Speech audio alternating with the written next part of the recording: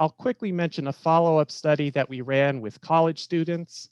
It would be kind of a shame if the only way to get these benefits was going out whitewater rafting.